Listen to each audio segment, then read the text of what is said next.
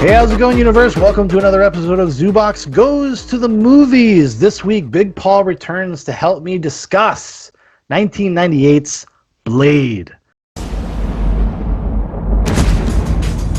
For thousands of years, they have existed among us. You keep your eyes open. They're everywhere. Chances are you've seen them yourself and didn't know it. A secret nation.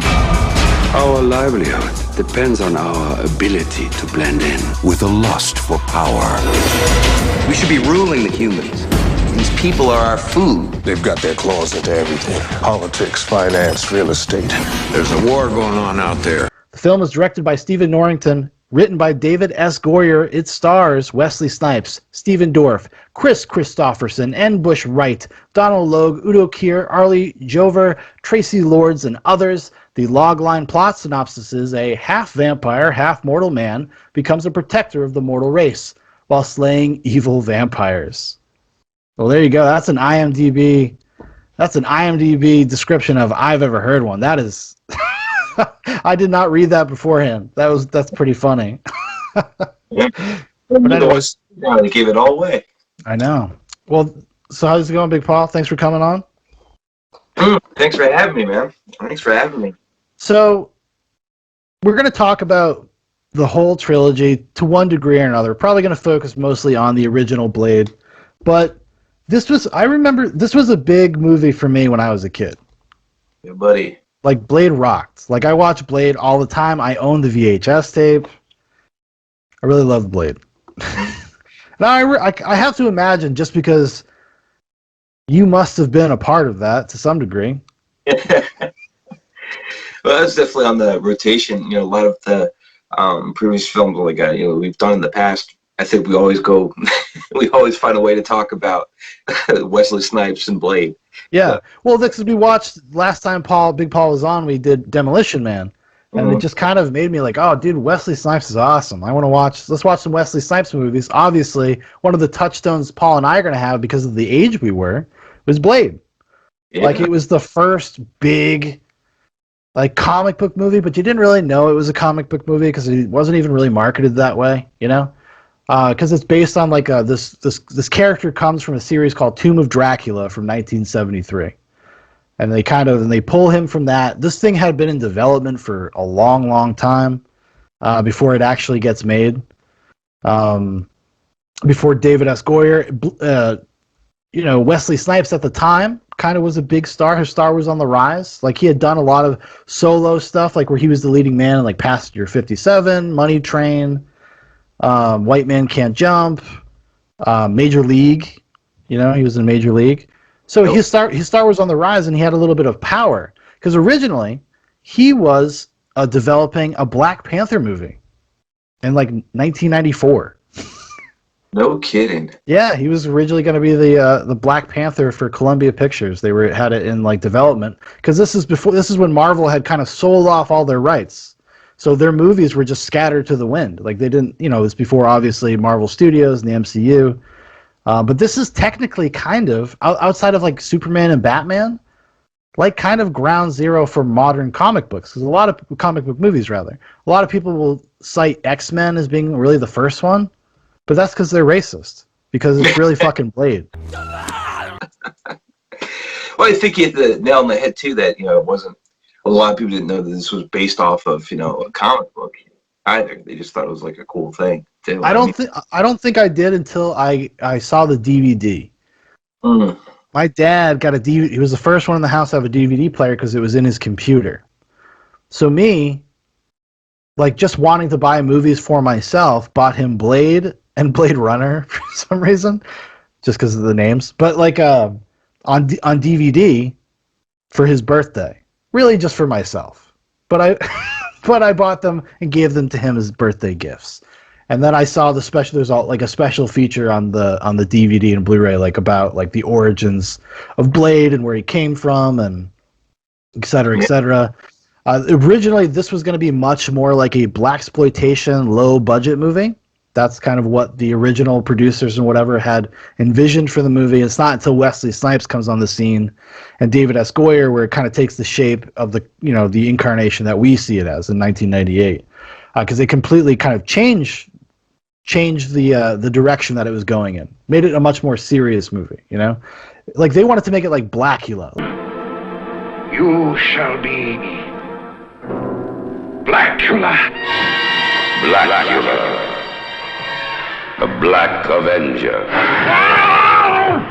Rising from his tomb to fill the night with horror. Well, that's definitely glad they went the route that they went, though, too, because like in general, I think Wesley Snipes like nails the classic, trope of like the struggling, tortured, like hero trying to like persevere, like with his own like internal crisis of like what he is and then what he's doing, and I think you get much more fuller character that way.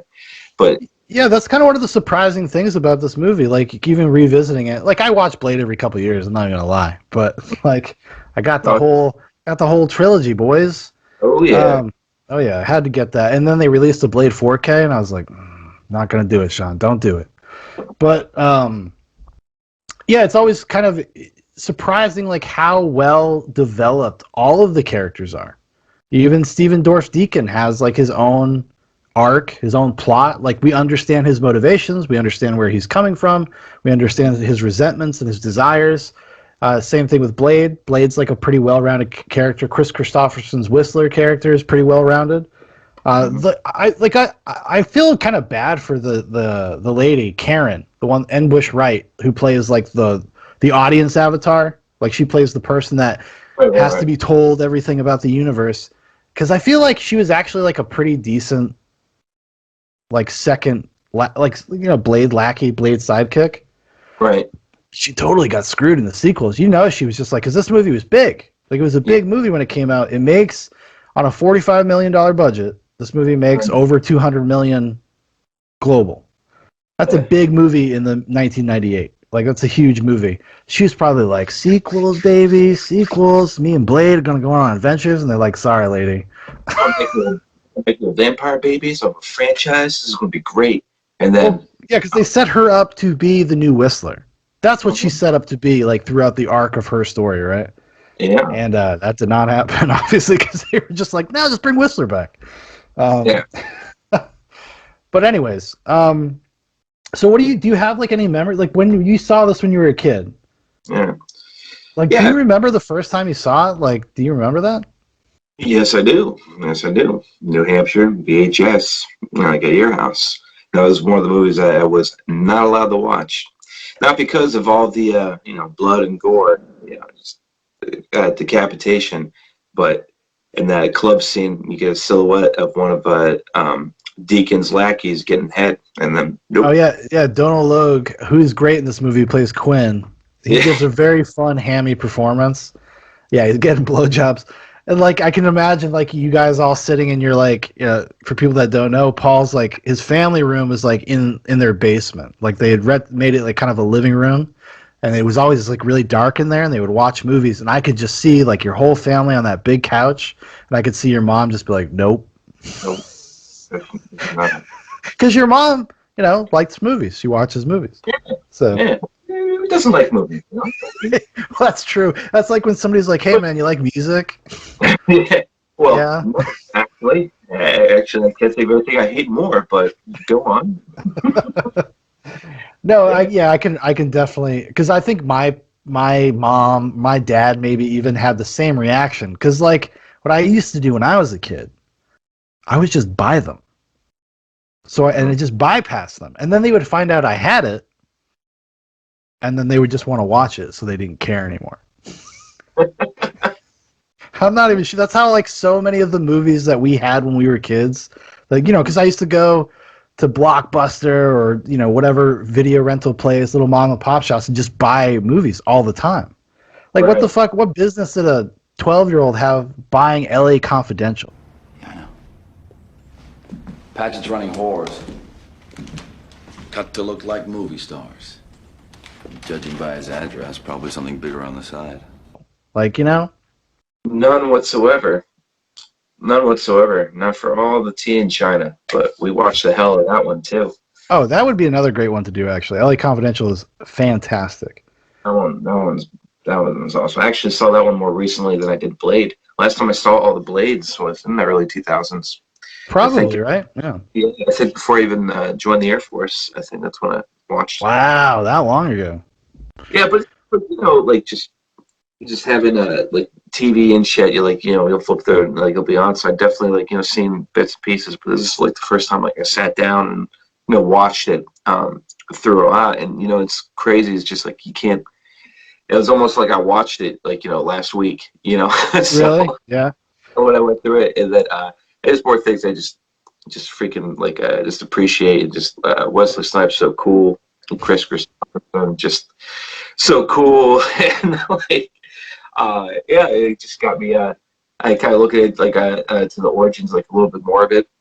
Just kind of when we do this go talking movement, kind of cool thing can you learn about this little tidbit and tidbit here and there, and but yeah, definitely like the black exploitation stuff. Because I was thinking like going into it, like well now as an adult, and I've been watching so many Kubrick films, and I go back to the Blade Trinity, like what am I going to jump into? Like what's going to stick out to me as a grown man now, like revisiting like a childhood staple of mine, and I started like looking into like black exploitation and the whole comic book era, 73, like when it came out. I think it was like a Marv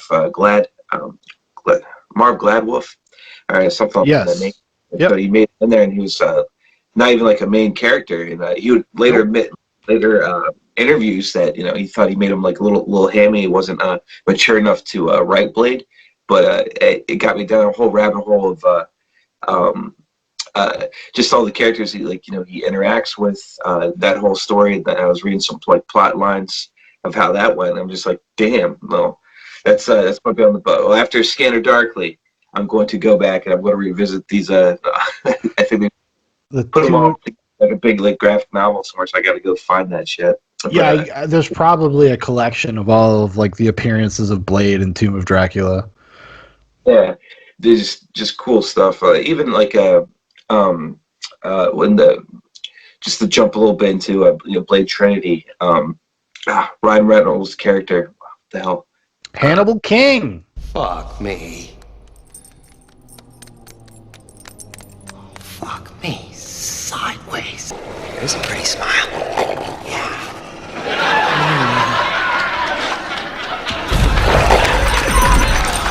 Cocaine. The King. King. Like even he had like all kinds of like crazy powers, but they did away with that. But it's just like a cool, really cool like universe. And maybe want to get back into that, but get off the rails too much on that. But just kind of looking into like that area, and just Marvel in general, Stan Lee, very much used this frame to talk about like social issues and whatnot. And I was thinking like going back into this, and like also like today's climate, yada yada yada. I'm like, is there going to be like any of that in there that I didn't see because I was like a little kid? I didn't really notice or realize. It's very much like the same way like when you like revisited the X-Men, right? Like what was about his justification with the mutants and like how that's going on with the civil rights movement and things like that. So I was wondering if that was going to be there, but I definitely got the just like those themes of like kind of like a lot of what we talk about in Kubrick stuff, right? Like power struggles, classism, right? And then it just kind of and that's basically I think like the whole trilogy is really like the theme of the whole trilogy is about. Yes. Especially getting the third one because they're just way more like on the nose with it too, and so early thousands. Well, it's like a Blade Trinity like splits the difference between the style and tone of Blade and Blade 2. Yeah. Like, because Blade 1 is a pretty straightforward, pretty kind of gritty, street level, kind of just kick-ass movie.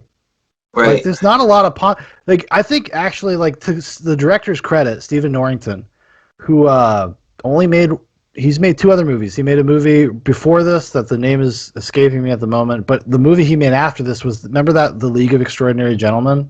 Mm-hmm. Sean Connery's last movie. Oh.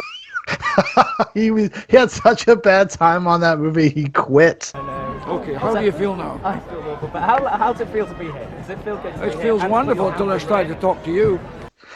Because he came from like a special effects background. He'd actually been involved in a bunch of like special effects movies, or did the special effects for a few movies that I really enjoy. One of them being Split Second, starring Rutger Hauer. But he does a really good job of like balancing everything, and you feel like you get a really good sense of the world they live in. Like you were talking about, like about the class stuff, like the vampire stuff. It's like there is, and it does it without like beating you over the head with it. Like Right. you kind of understand that even within the vampires, there's like this hierarchy. There's this class thing going on. That's Deacon Frost's whole bag, because Deacon Frost is a former human that was turned, and they're like, you're not a pureblood. We have existed this way for thousands of years. Who are you to challenge our ways? You're not even a pure blood. Like it matters. Like that's a point of contention. It's actually Deacon Frost's entire motivation, which actually in a I guess kind of a weakness of the movie is that you think that there would have been more impetus put on the fact that like Deacon Frost and Blade are actually not that dissimilar. But they didn't. They don't really. They touch on it like here and there, but they don't really do anything like really deep with it, and that's fine. Whatever. It's fucking Blade. Like it's an action movie, but it's there though. Like, and I appreciated that. Like because you get little hints of it everywhere, you know. And that's not something you would expect from something like this, even especially back in the 90s. Like that actually something that's at least trying to communicate something more thoughtful. Now you sent me an article though.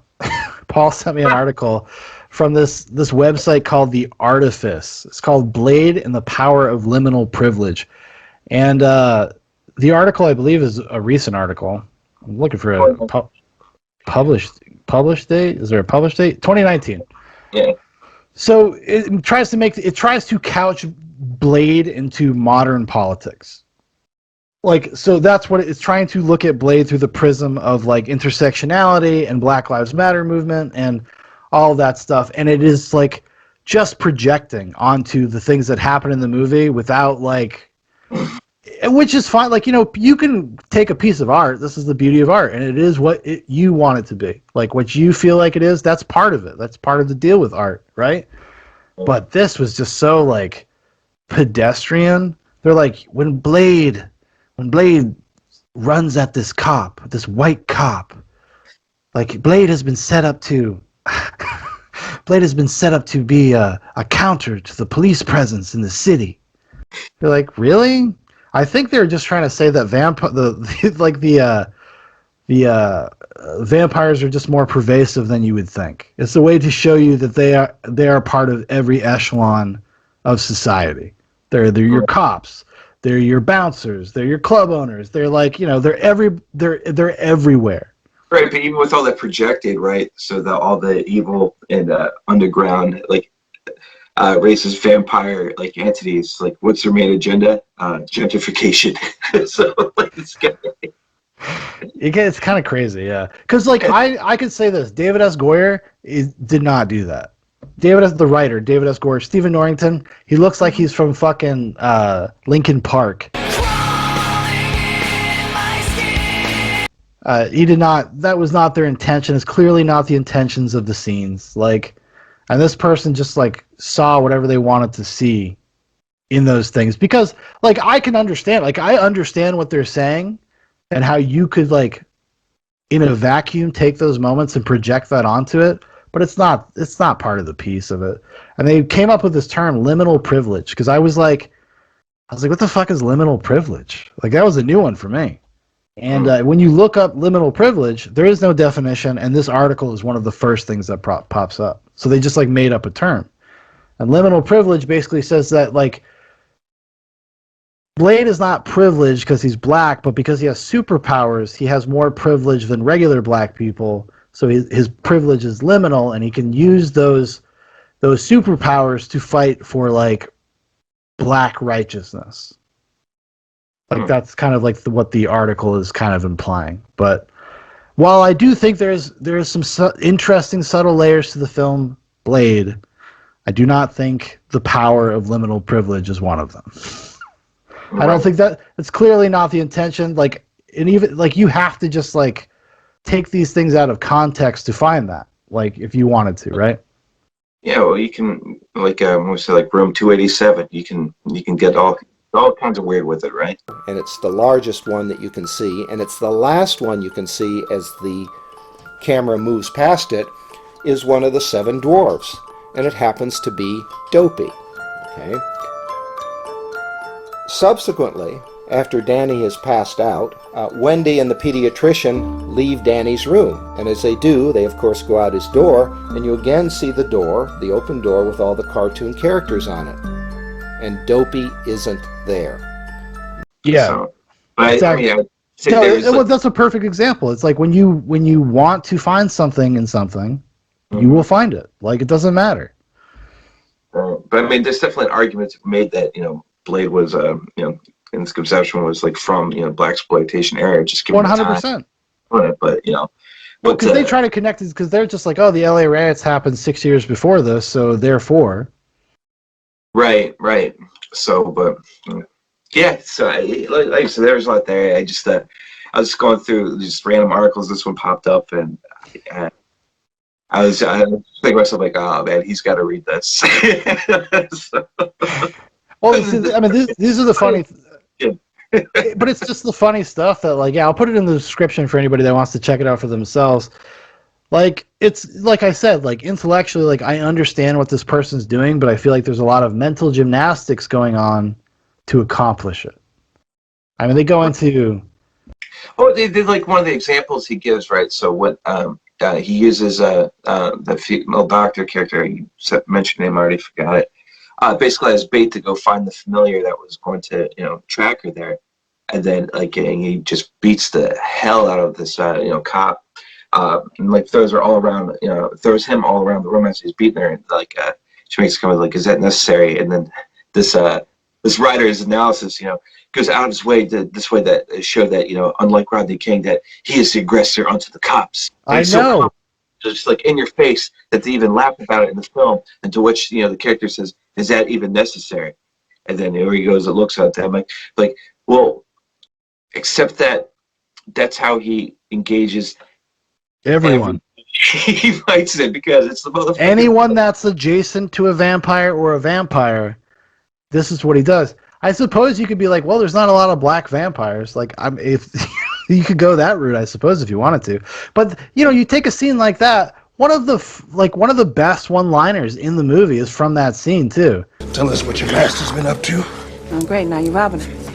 You gonna rob me too? How do you think that we fund this organization, huh? We're not exactly the March of Dimes.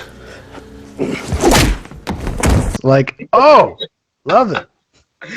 So, like, what's the March of Dimes? Right? What do they do?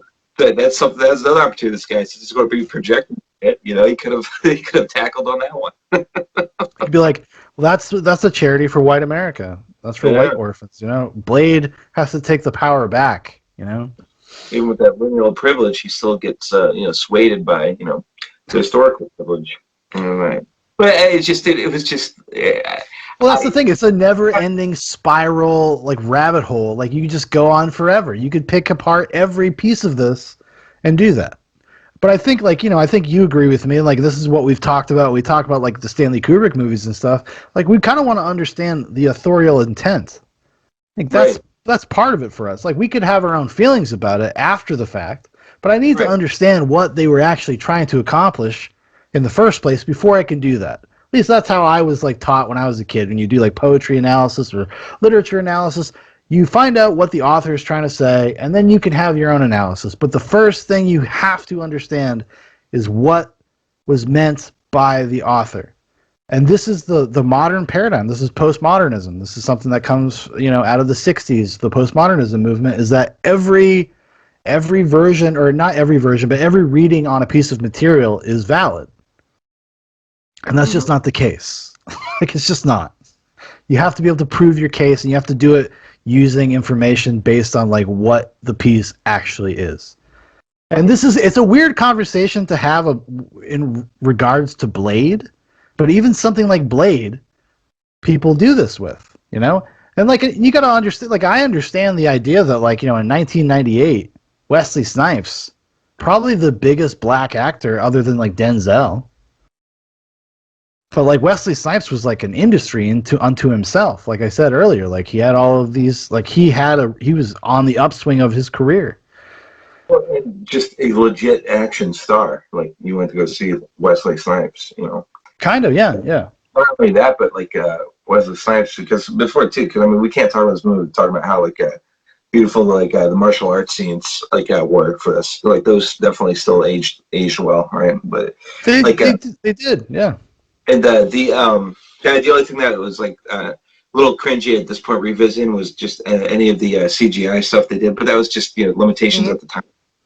Frost's epic death at the end. You watch, you're like, yeah, no, the Lamagra stuff at the end is awful, and I was just like, I was watching. Actually, I think the last like 25 minutes of this movie are pretty bad because I'm just like, why? Like, you guys had such a great thing going. Like, this could just be about Blade versus Deacon Frost. Like, I kind of don't need the God stuff. I just need Deacon Frost trying to take over the vampires, and then he's even like killing his own kind. He's killing his own vampires because they're in a power struggle, and have that be what it's about. Like, you don't need to add this fucking ancient god. And like, I get it. I understand why they did it. But I was just like, it would have been just so much better if it was just like Blade has to fight like 50 guys and then fight Deacon Frost at the end, rather than some dumb fucking. It's even worse if you go. There's actually a deleted scene. There you go, Future Sean. Deleted scene. Yo, I got it. Where it's just like Steven Dorff turns into like globules of blood, and then his face is like projected on the blood. Like, hey, go fuck yourself, Blade. Like, it's really dumb. It's even worse. It was originally even worse, surprisingly enough. But yeah, no. But I think the fight, a lot of the stuff that works about the fight choreography is actually to Stephen Norrington's credit, because he allows the fights to play in wides. Like, you can see Wesley Snipes doing this stuff. You can see him fighting. It's not like when we get into the, when like Matt Damon decides he wants to be an action star and they make the Jason Bourne movies and everything's super up close and they're like shaking the camera everywhere and you can't tell who the fuck is throwing what and what the fuck is going on half the time. Like, it's a much more traditional, old-fashioned, like, no, we're stuntmen. Wesley Snipes is here. He's a martial artist. We know how to do this. Like, the scene when they're in the archives is great, like when he has that fight, and also the scene in the hallway when they have the glowing batons. Oh my god, yeah. Like, so cool. Yeah, but just the initial one, the first rave scene too, though. These guys like boomerang blade shit and just. It's like, dude, honestly, one of the best openings of an action movie ever. Like, it tells you everything you need to know about the movie you're about to watch, the world you're about to experience. It's so like subtle. It's great. It's got hot ass Tracy Lords. Get down there, little man. Oh, that's my heat seeker. I'll bet it is. I was like, I'd probably follow her into a meat factory as well. Yep. Actually, a cool little thing. There's a little. I only noticed it. This is the first time I ever noticed it. When they're walking through the meatpacking plant, there's actually human bodies hanging in plastic bags, and the guy sees it, and he's like, "Oh, whoa! I never noticed that before." It's like later takes, and like that's it. It's there for you. It's there. It's just getting in there, and you're like, "Whoa!" Getting the next layer of where it's going. So to add on to your previous statement, and everything you need to know, right?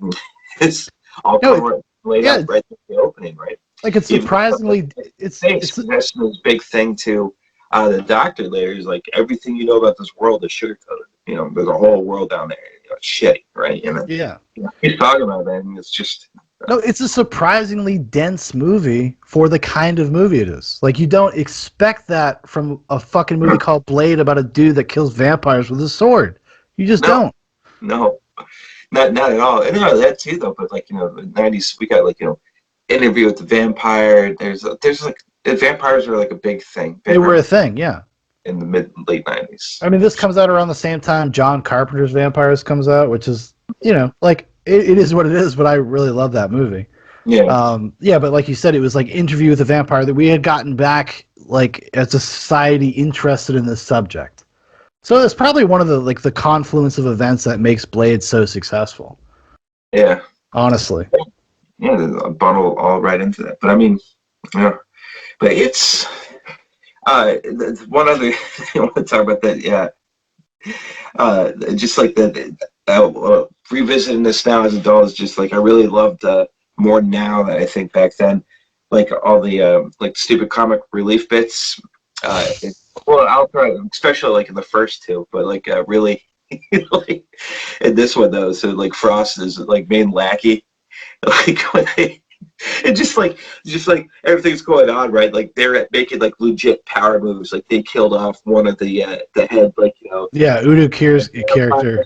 They're going and they just kidnapped everybody in there. Like they just did the whole big reveal that Blade, like I got your mom. I'm the reason why you are what you are. We're going down this big elevator. We're going to start this whole freaking ceremony. Maybe we summon a god. Maybe I don't know. Maybe I come Deacon Frost, the god vampire. Who knows? We're going to talk about this. And the guy's just like, we're gonna be gods.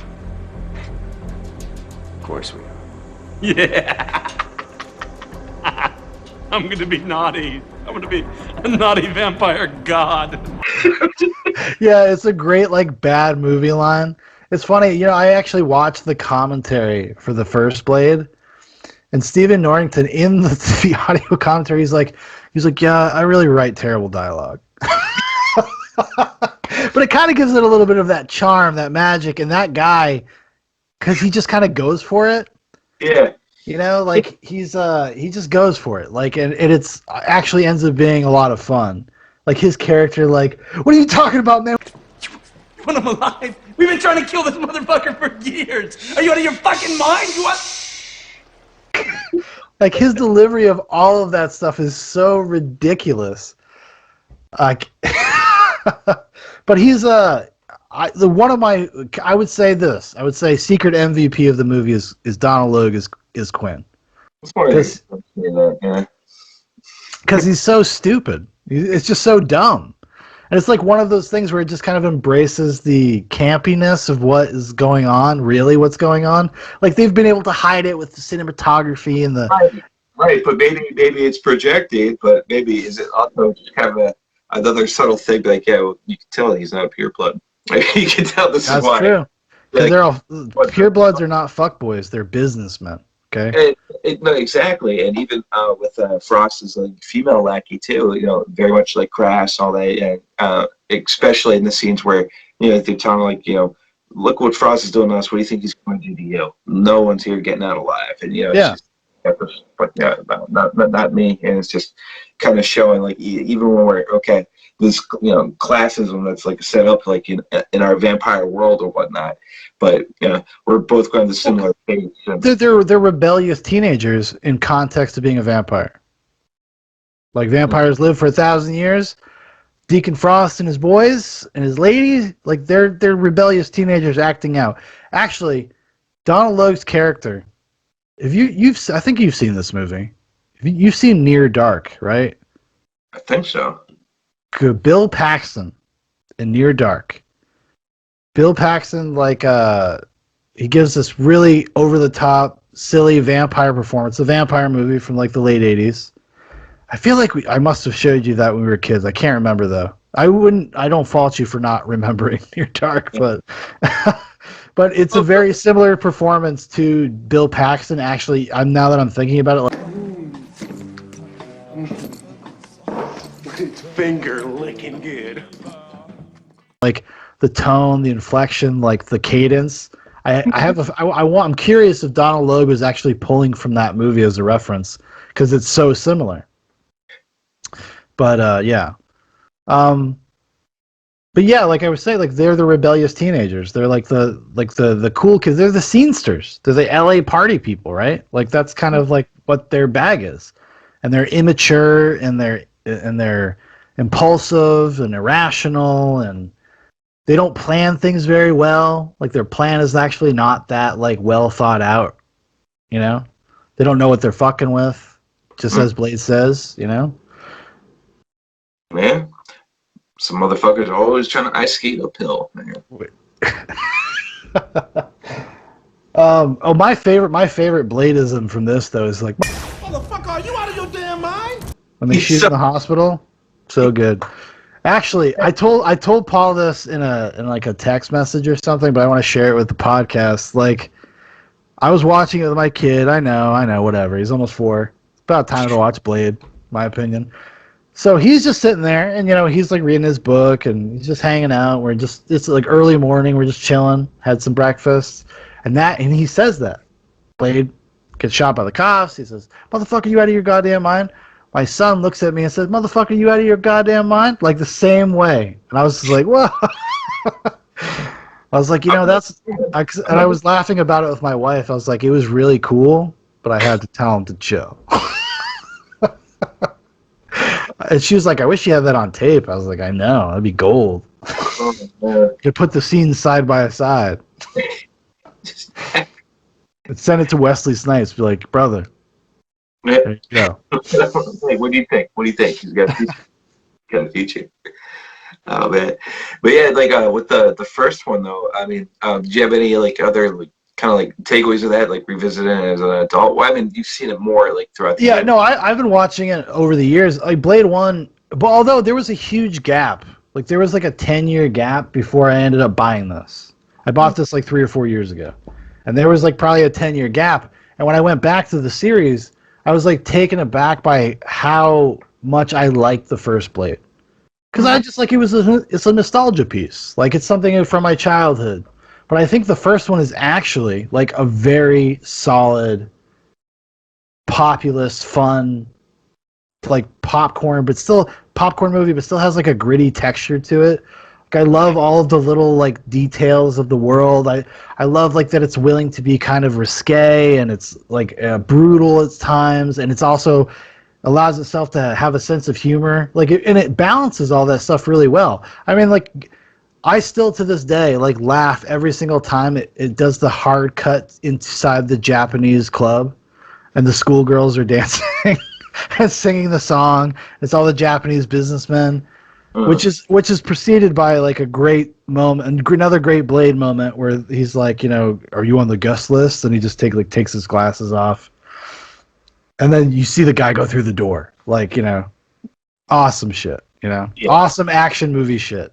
Mm-hmm. Pearl, the fucking fat. Is that you? He's here! He's here! This must be Pearl, the record keeper. Gross vampire that's like the internet troll of 1998. Down there being like, "I don't think she's that hot." 5 out of 10 would not.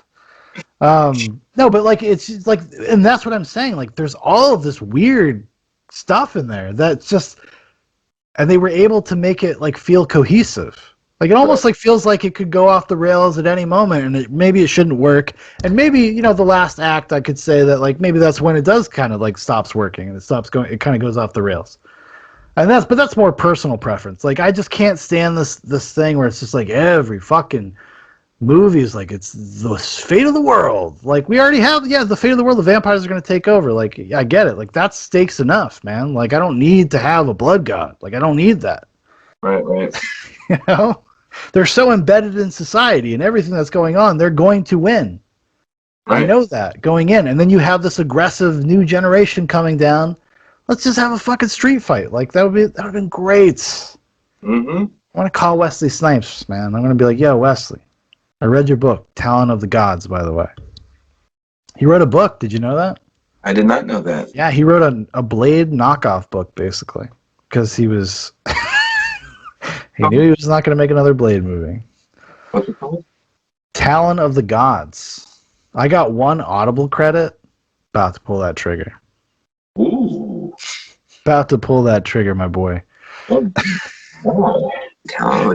I'm so curious. I'm like, what does a Wesley Snipes written book?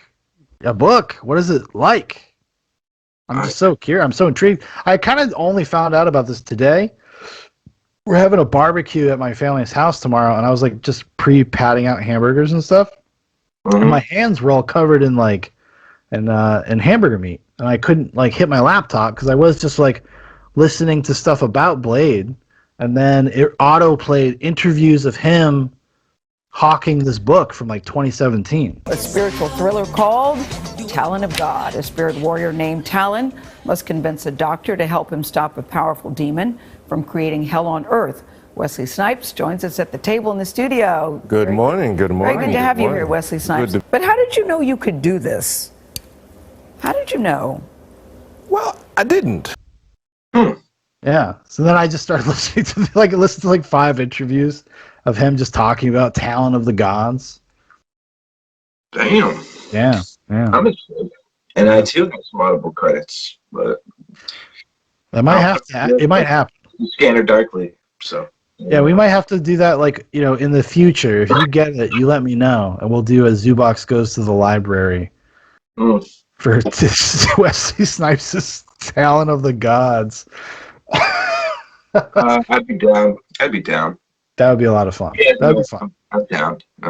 I'm just so curious. Like, I know, like, I would never I probably would never read a book like that, because it sounds a lot like a Blade story, that type of thing. It's like supernatural sci-fi, but he also has his like spiritual stuff in there, his kung fu stuff in there.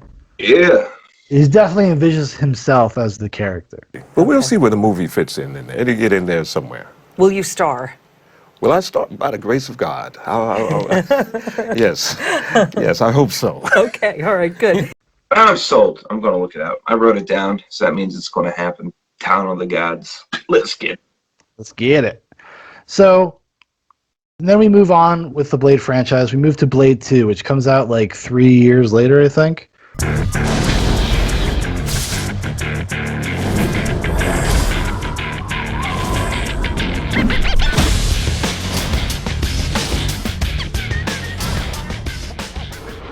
Yeah. Directed by Guillermo del Toro. Yeah. It doesn't say who wrote it. I think actually David S. Goyer wrote it, and it stars Wesley Snipes, Chris Christopherson, but it also adds a killer cast. It's a fun group of people in this movie. Ron Perlman, who's always awesome in movies, especially back in the day, going all the way to what was it called? Oh my God, I'm blanking. In the Name of the Rose. Remember In the Name of the Rose? Remember The Name of the Rose. That was one of those banned films that we couldn't watch. I know, dude. I was looking for that goddamn tape too. Yeah. It has Ron Perlman, Lenore Varela, who's like the daughter, Norman Reedus, who everybody probably knows, who I can't fucking stand. Spoiler alert. Thomas Kretschmann, Luke Goss, Matt Schultz, Danny John Ewells, Donnie Yen, like who Donnie Yen is, like, you know, martial arts royalty. Guess he was trying to break into the American scene at the time, and others. Tony Curran, another guy that people would probably recognize. Daz Crawford, Santiago Segura. The logline plot synopsis for this is: Blade forms an uneasy alliance with Vampire Council in order to combat the Reapers, who are feeding on vampires. So, what did you think of Blade 2 coming back to it? Because I bet you the last time you watched Blade 2 is when we saw it in the theater. Yep. Yeah, because we had this is like a fun personal anecdote. We have a mutual friend, Pat.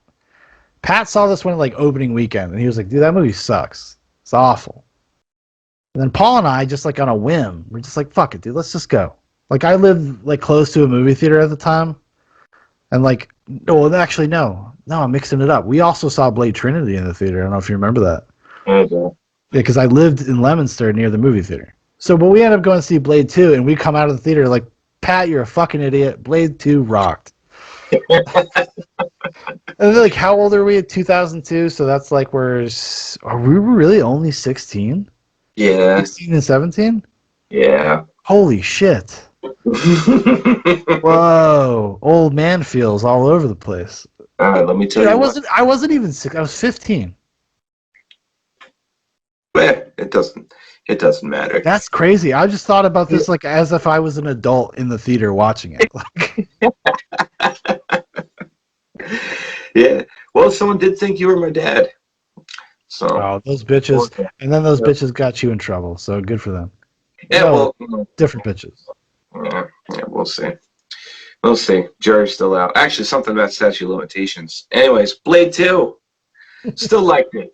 That was a lot. There was a lot more. Totally different movie. Different movie than the first one, but you still have the same.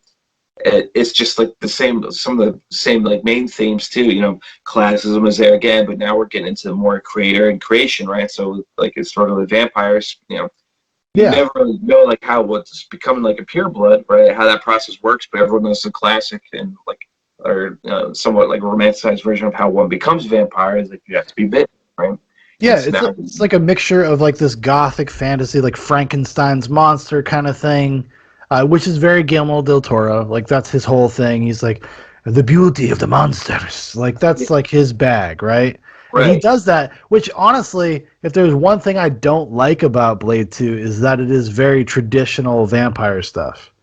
What I like about the first one is that it is like kind of like a new kind of vampire, and this one feels like it pulls it back. Pulls it back to be much more like Bram Stoker, kind of traditional vampire a little bit. Yeah, like especially with like the main like plotting vampire, right? And this one too, where it's just always eat like the gelatin blood shit. And tubs of blood, like yes. Which is it's like fun in a vacuum. Kill my no methods at all costs.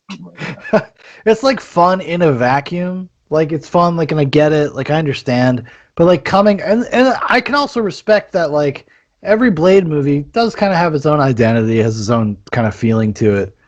And I like a lot about Blade 2, but Blade is also kind of a passenger in his own movie, and that was like because he's not the focal point of this. Is like a side adventure for Blade. You know what I mean? Like he's not the focus of the movie for a lot of the movie, and then when he becomes the focus at the end, you're kind of like, well, it just seems kind of like it didn't all add up sometimes. I guess, in my opinion. Yeah. No, I mean, how do I want to say this?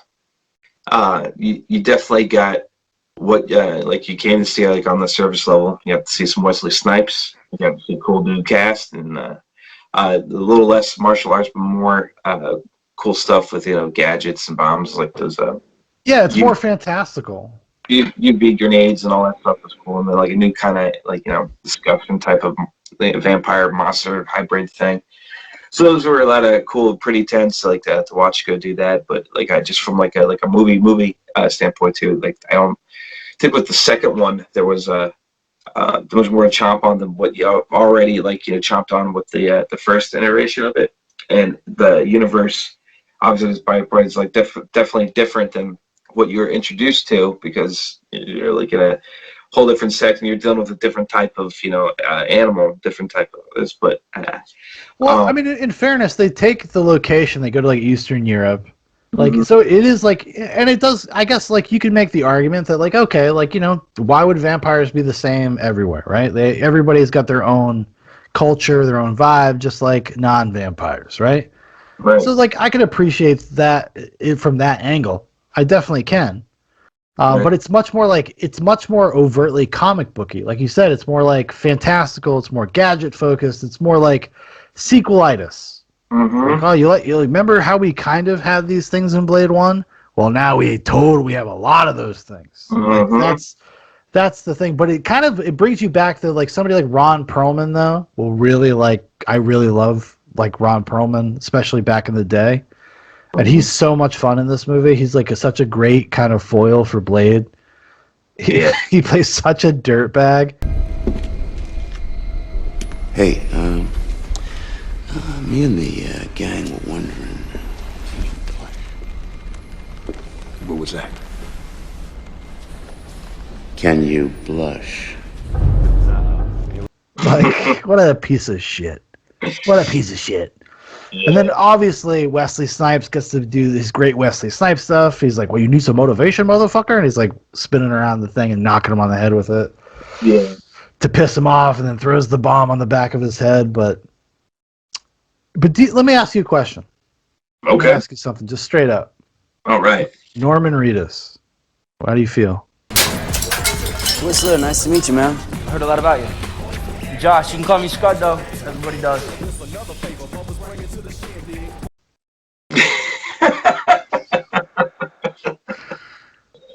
Okay, wait, no. Norman Reedus in Blade 2, and then Norman Reedus in general. Okay. So, well, I just feel like you're setting me up, though, right? No, I'm not. No, I'm not. I'm serious, just curious. He's not, like, a good actor. What's getting all right now, like, what his main butter is, can you believe that Walking Dead is still going on? That's all, Didn't they finally say they're going to have a final season?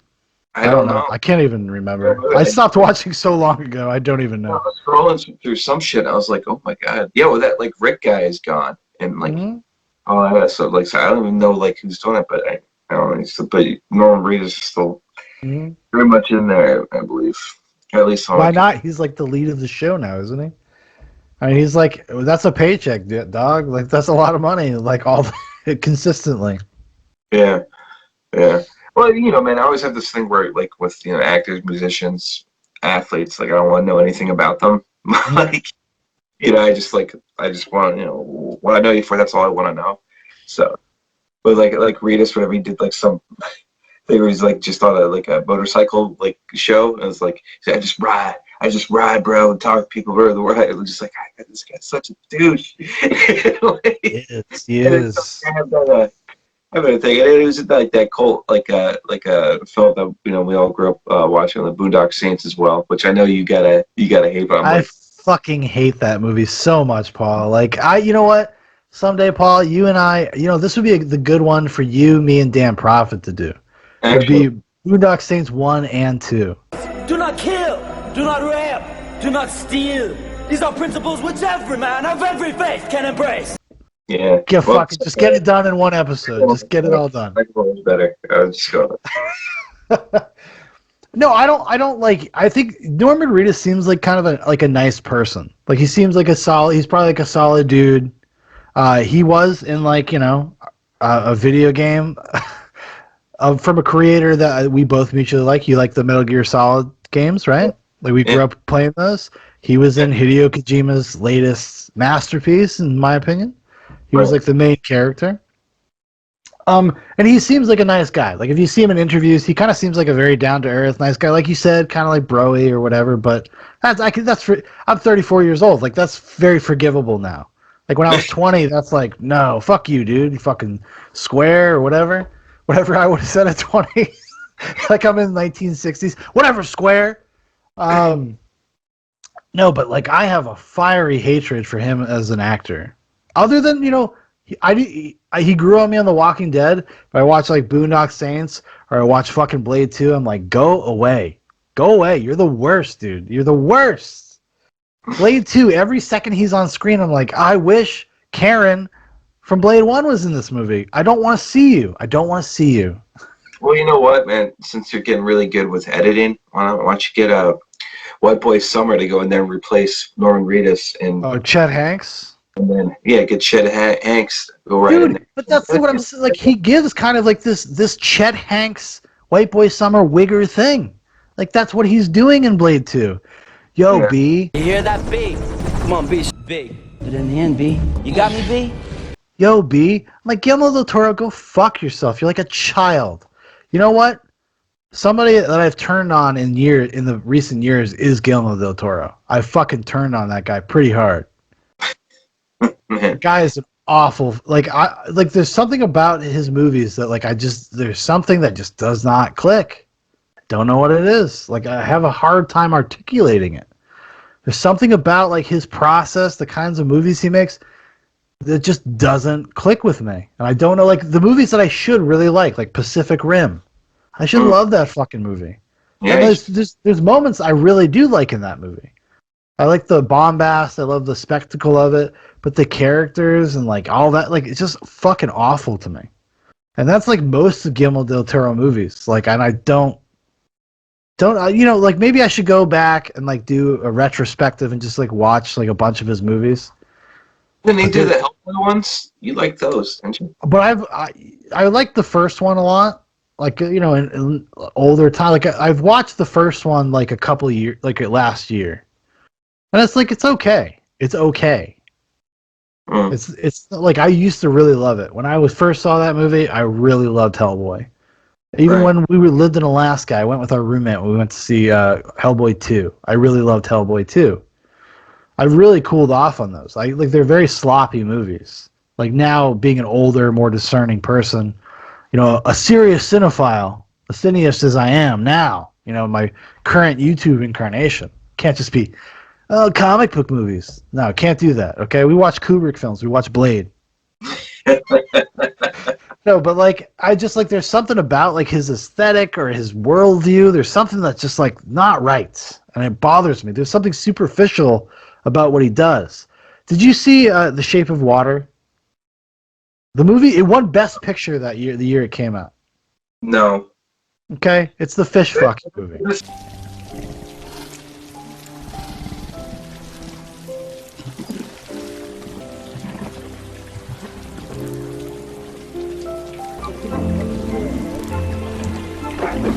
Okay, so it's basically like the creature from the Black Lagoon, but then he spurs up a relationship with a deaf woman. And they have sex. Like that's like what feels like the culmination of Guillermo del Toro's career has been like, I want to see somebody fuck a monster on screen.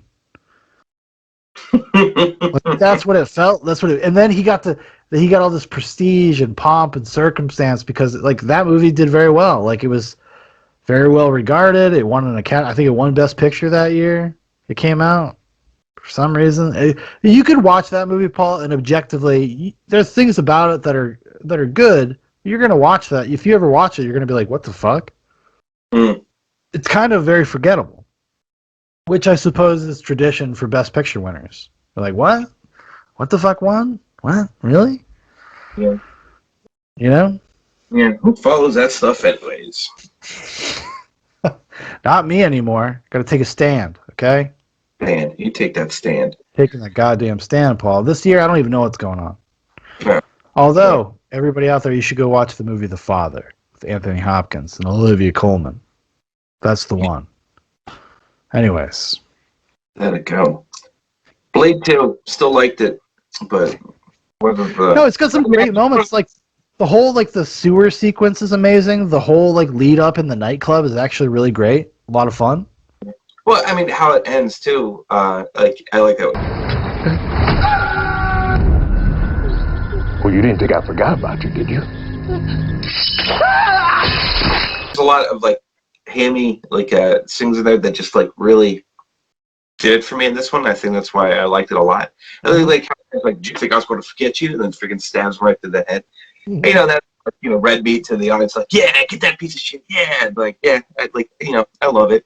But I think the best, probably the best brief moment there, these types of moments I'm talking about in general for this film is when Christopherson's like, "Hey kid," from the balcony, and just chucks the sunglasses.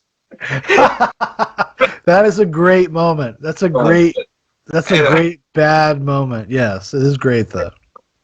And then just eat that shit up. I'm like, oh man. Oh, no, that was a great moment. It's so stupid, but it's so fun. I would say and it's another instance where I feel like in the first movie, Blade really does feel like a character, he has an arc, right? This one he feels much more static. Same thing when we go watch Blade Trinity. It's much more static. He doesn't change. He doesn't learn anything. He doesn't really progress as a character. Not in any really identifiable way where you feel like his worldview has changed. Whereas in the first one, he's dealing with a lot of heavy shit. Especially towards the end of the movie, you find out stuff about his mother. Whistler dies until they decided he didn't die. Which and don't get me wrong, Chris Christopherson as Whistler is a lot of fun. I like him as that character. But you've just completely undermined the dramatic movements of the final act of Blade. Because you're just no, he can come back. Yeah, he's a vampire, but the good thing there's a cure. We just bring him back. But what this was, it was just money making number 2. Yeah, I know, but they even went so far, Paul, as to like Chris Christopherson. Like it was a damn series. You go in there, like the whole narration starting off in the Blade 2. It was like 2 years ago, he was attacked. They took him and turned him into the thing I hate most. I'm like, God damn it! Wait, all right, let's. You at that point, it just turns into freaking late night softcore porn where you just fast forward to the good parts. You know what I mean? Like, all right, let's. Well, I was actually. We all know why we're here. We all know why we're here. Let's just like the guy at the end that gets killed in the booth. Like that's what he turned into for like the second playthrough of it. Well, that one feels like a studio note because, like, I feel like the idea that Whistler was alive is supposed to be a reveal, but they tell you it in voiceover instead of just showing you it. Because, like, 30 seconds later, they just show it to you. You didn't need the voiceover. Like, Blade says it. He fucking is interrogating this dude. Where the fuck is Whistler? Like, you can fill in the backs, like, which they do twice, basically. They basically fill the backstory in twice. They have the voiceover, and then when Whistler, when he saves Whistler and he talks to Whistler, they just tell you it again. Yep. What the fuck is the point of that voiceover? It actually ruins, like, a great sequence. Like, the opening of Blade 2, well, other than, like, the blood bank stuff.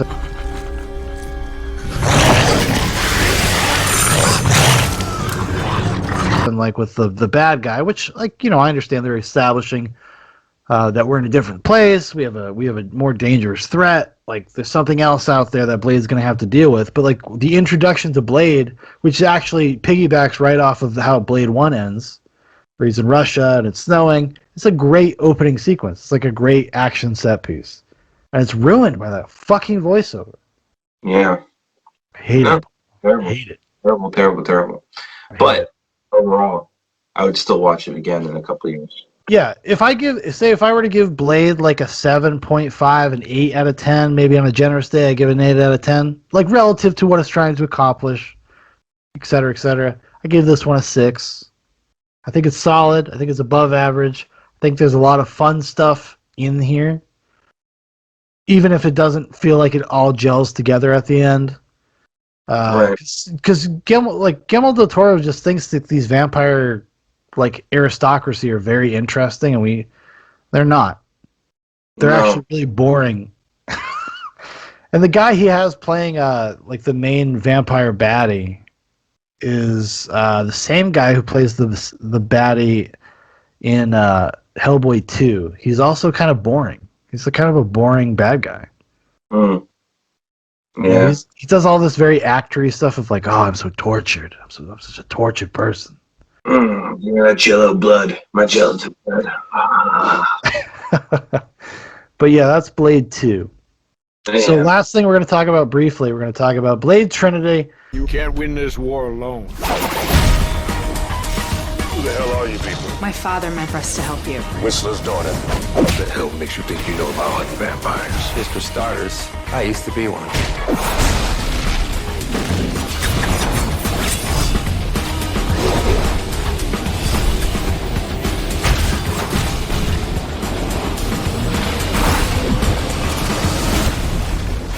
Blade Trinity. Now, I know Paul did not get a chance to finish this movie. I did, but the movie itself is not that interesting. It's actually all the stuff that happened behind the scenes that are more interesting. But this movie is written and directed by David S. Goyer. This is David S. Goyer coming from being a writer, gets the chance to direct something. It stars Wesley Snipes, Chris Christopherson. Joining them is Dominic Purcell, Jessica Biel, Ryan Reynolds, Parker Posey, John Michael Higgins, Caleb Keith Raniere, Paul Levesque, and others, also known as Triple H, if you want to know. The logline plot synopsis is Blade, now a wanted man by the FBI, must join forces with the Night Stalkers to face his most challenging enemy yet, Dracula. So how far did you get into Blade Trinity, would you say? Like 45 minutes? Yeah, I'm at the part where the main vampire god that looks like the singer for Creed if he shut his hair off but kept the leather pants.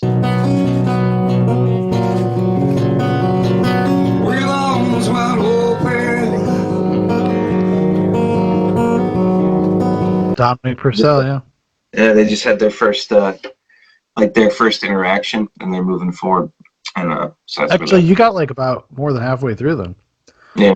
Yeah, you got pretty well into the movie. Blade Trinity is the worst of the three, I would say by far. But it is very watchable. Like it's very watchable for some reason. Like I like just the way. Maybe it's just all the different elements that are being thrown at it. And actually, I think the opening is actually pretty good. Like the setup for it is actually pretty interesting.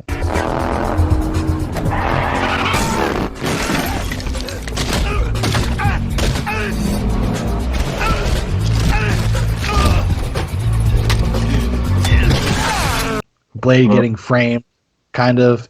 That whole opening action set piece is pretty good. It actually doesn't start falling apart until they start having to do stuff with like Blade and Dracula or whatever. Right. No, and you kind of get back more into like the tortured character thing with Christopherson. Be like, you're getting sloppy. Like you killed me. Like, and he's just like, it's familiar. He's like, yeah, but the vampires, they don't turn to ash like we do, and that gives us attention we don't want. And then he's going on and just talking about like the concept of like being lonely, even though they're, both are like bastards in their own right. And then, which was so weird that Whistler has like a secret friend group that Blade doesn't know about. I was like, and so thank you, and just kind of go into this and like, here's a new gadget that's going to give you your serum through like a respiratory, like all this high tech bio shit, and like, where'd you get? No, a friend. Like, you remember those, don't you, Blade? Yeah. He's like, no, I don't, and then they never talk about it again. I don't think you see him again. Well, actually, I don't know. I didn't finish it.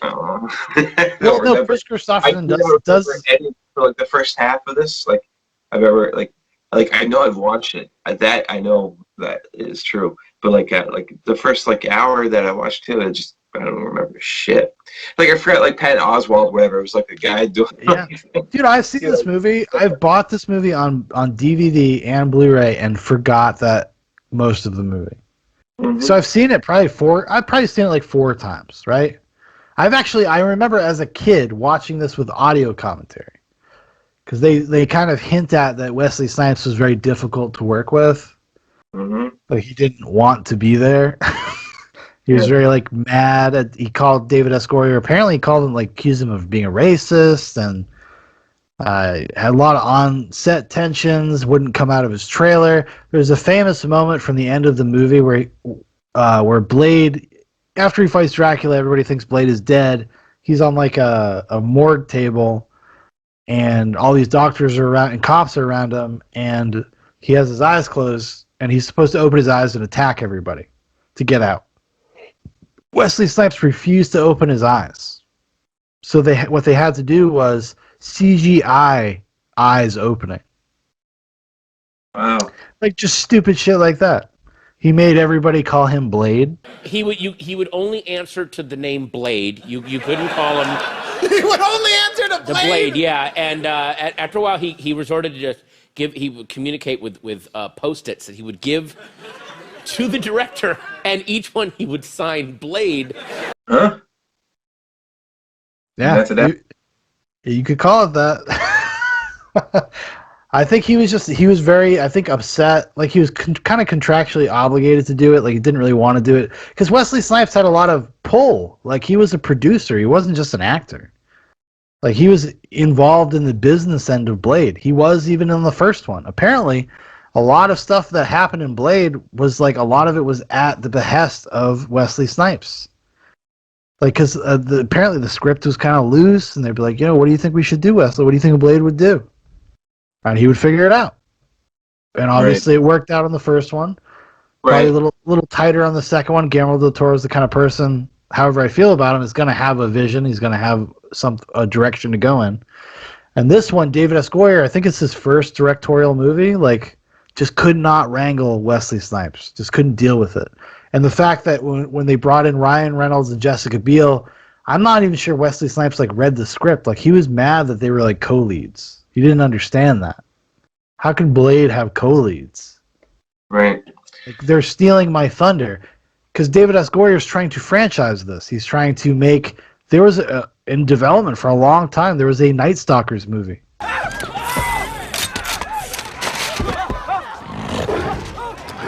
Don't you know that fur is murder?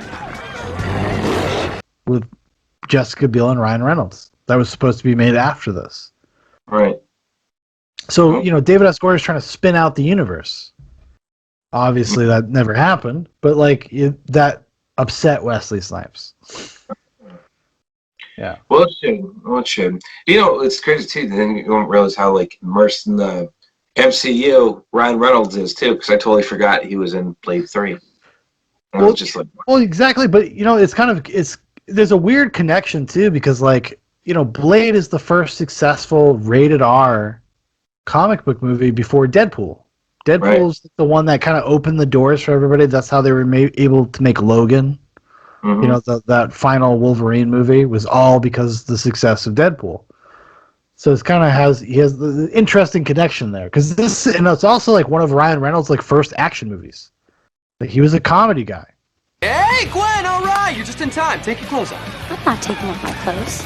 Well, it is the naked mile run. Everybody else is in their birthday suits. Except that guy. So, yeah, he's a very friendly comedian. Pre-shredded Ryan Reynolds. So. Well, he's pretty shredded in this. Did you see him pop that shirt off at the end of the movie? Pretty shredded.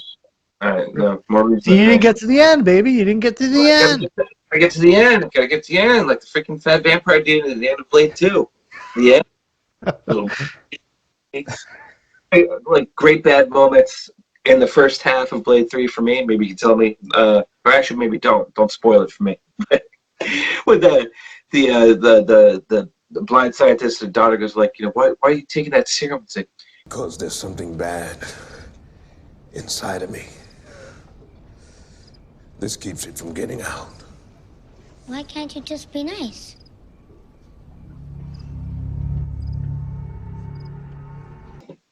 the world ain't nice.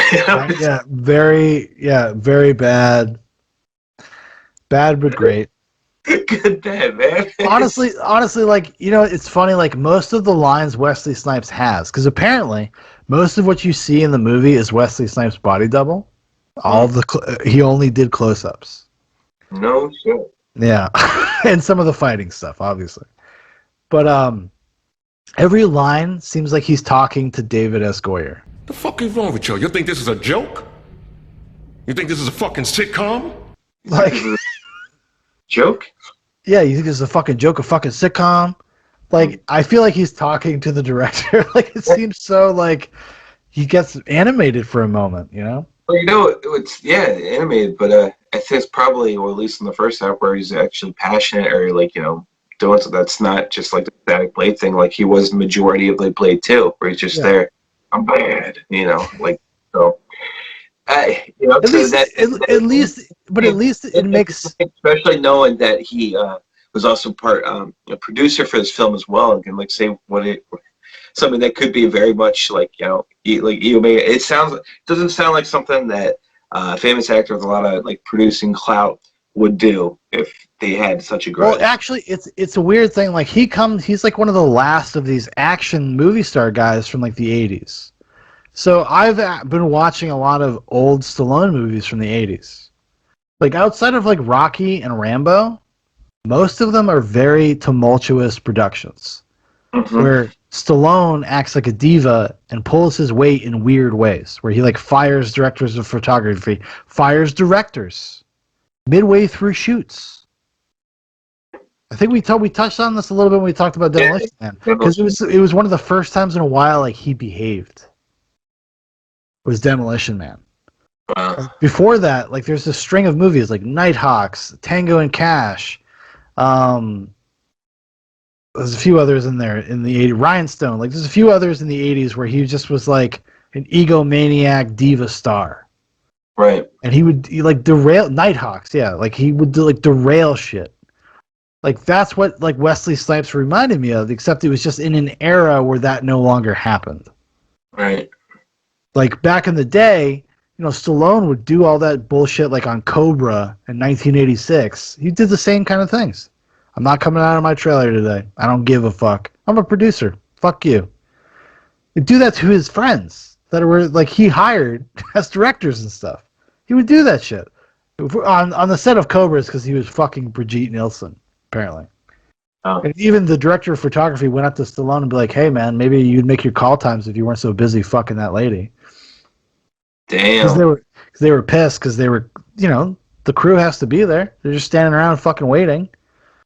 Oh man. Yeah, that's kind of funny. So but it's that same kind of mentality and behavior. But he also is like one of the last of these guys. Right. Like he's part of a transitionary period for action stars, where it's like it was all about the name. It's all Schwarzenegger, Stallone, Snipes, De Niro, whatever, and then it becomes. Once we start heading towards the 2000s, it's about properties. It's not about the name of the action star anymore. Right. Like it's not about that anymore. Like it starts being about like, no, this is we came to watch a Blade movie. Mm-hmm. We're not here to watch a Wesley Snipes movie. We're here to watch an X-Men movie. And that's very much like the paradigm we exist in today, where people don't look at like actors like, oh, it's an interesting actor doing something. Like, no, like where's it from? What's it referencing? What's it about? Like, Right. So he had some sort of weird. There was like a weird moment for him as an actor, as a celebrity, whatever you want to call it. Like, I think he probably acted a little divish. Patton Oswalt is the one that like really spilled the beans because if you listen to the Blade Trinity commentary, Jessica Biel, Ryan Reynolds, and David S. Goyer kind of dance around the fact that that Wesley Snipes was an asshole. Like, there's a scene where, Hannibal King and Abigail show up to bust him out of prison.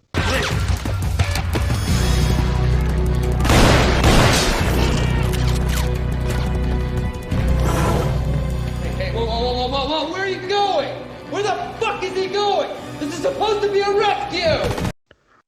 The reason why he disappears halfway through the scene is because Wesley Snipes just didn't want to do it anymore. He's supposed to be there through that whole scene. Oh, wow. Yeah, and Wesley Snipes was like, no, I'm Blade. I'll just leave. Mm-hmm. And come back and jump through a two-story window and go up and be like, I've got my sword. Another great bad moment. Love it. Love it. Need more of. But Patton Oswalt is the one that like spilled the beans. He's like, Blade Trinity. He's like, and I'm friends with David Goyer. Like, he knows I feel this way. If you just sit and watch Blade Trinity, it's a D-. It just doesn't work. But if you know what they went through to get that movie made, it is an A+. The fact that movie exists puts it above Citizen Kane. Because of how difficult Wesley Snipes was. He would barely do his own coverage. I mean, like, imagine if you have an actor and you're a director, it's your first movie, and all he has to do is open his eyes. And he's like, no. What the fuck would you do? Like, what do you mean, no, Wesley? What the fuck do you mean? Wesley, we need another take. No. What the fuck? I'm not going to lie. I just want to get to a place where you can do that. Just like, no. Paul, you going to go out there and mow that lawn? No. Dude, that's maybe what you need in your life. That's what maybe I need as well. A little Snipes energy. Yeah. Hey, remember that thing I asked you to do? Yeah, I do. No. Let's do something with that, man. We'll talk after post with it. I think we got something. We got something. I remember it very well. No.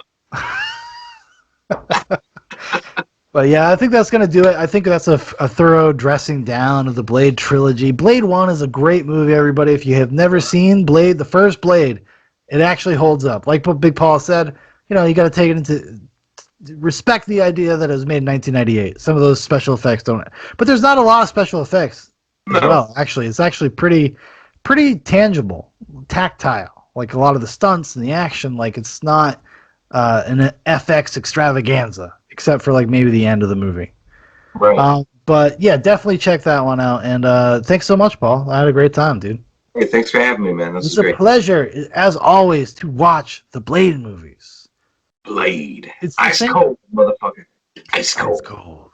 It's the same. It's the same thing. Like with Blade, it happens to me with a lot of movies, like Star Wars. If I watch the first one, I just end up have to watch the other two. I can't just watch one, even though I don't like them as much. I'm like, fuck. Now I'm in Blade. That's why I was hitting you up on Signal. I was just like, I couldn't help myself. I just started because it's on HBO Max. I'm like, it was right there. Okay, all right. I go, this is can't help yourself. You can't help yourself. Oh, well, you know, with all that being said, too, I'm still going to finish the second half of Trinity at some point when I get up there. So you might as well. I mean, like, it's Blade Trinity. In closing, like Blade Trinity is not a good movie, but it's very watchable. It's like very entertaining in a good, bad, dumb way. Like, it's not a good movie. I would never defend it. If anybody said like, "Hey, Blade Trinity sucks," I'd be like, "Yeah, it does suck," but like I can watch it.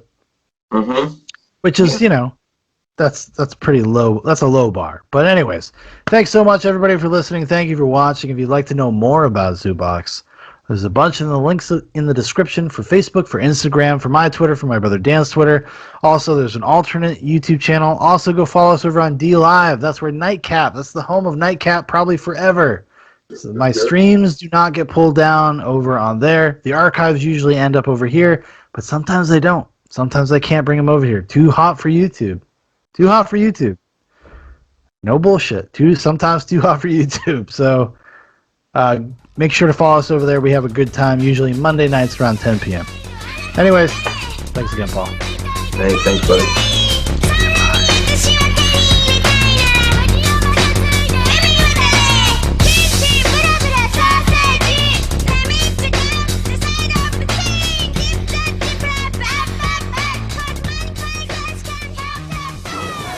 Are you wearing a jockstrap or what? I'm not tonight, sir. No. Ah, okay. That's why you're smiling. I am indeed. Okay. Maybe it's too tight.